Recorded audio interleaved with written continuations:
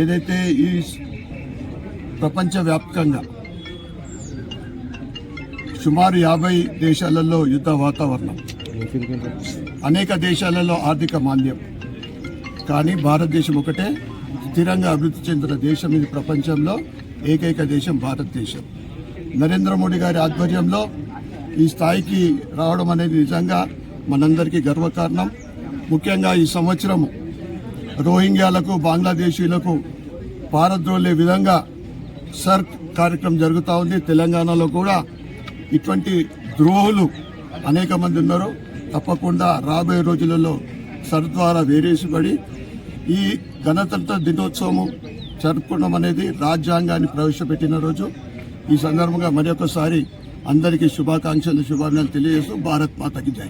గణతంత్ర దినోత్సవ సందర్భంగా ఇందూరు ప్రజలకు మొత్తం యావత్తు భారతీయులందరికీ కూడా శుభాకాంక్షలు తెలియజేసుకుంటూ ఈ 77వ గణతంత్ర దినోత్సవ సందర్భంగా ఎవరైతే ఈ రాజ్యాంగాన్ని మనందరికి అందించిర్రో, ఏ స్ఫూర్తితో అందించిర్రో దానికి ముందు తీసుకెళ్తున్న మన దేశ ప్రధాని నరేంద్ర మోడీ గారి నాయకత్వంలో భారతీయులందరూ బాగుండాలి, అందరూ మంచిగా ఉండాలి, అందులో మనం ఉండాలని చెప్పి ఒక నినాదంతో సబ్కా సాత్, సబ్కా విశ్వాస్, సబ్కా ప్రయాస్ అని చెప్పి ఒక మంచి నినాదంతో ముందుకెళ్తున్న నరేంద్ర మోడీ నాయకత్వాన్ని మరొకసారి బలపరచమని తెలియజేసుకుంటూ వచ్చే ఏదైతే ఇండిపెండెంట్ డే అయినా గణతంత్రమైన ఇందూరు అనే పేరు మీద పెద్ద ఎత్తున జరుపుకుందామని చెప్పి ఇందూరు ప్రజలందరికీ విజ్ఞప్తి చేస్తూ భారత్ మాతాకి 77వ గణతంత్ర దినోత్సవాలు యావత్ జిల్లా ప్రజలందరికీ కూడా తెలియజేసుకుంటూ మనము 26 జనవరి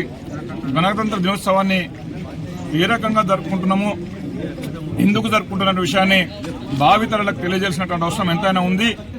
రాజ్యాంగాన్ని రచించి రాజ్యాంగ ముసాయిదా తయారైన తర్వాత ఏదైతే 1949 నవంబర్ 6 వరకు రెడీ అయినప్పటికీ కూడా దీన్ని జనవరి 26 రాజ్యాంగం అమల్లోకి తీసుకొచ్చినటువంటి రోజుగా 26 జనవరిని జరుపుకోవడం జరుగుతుంది.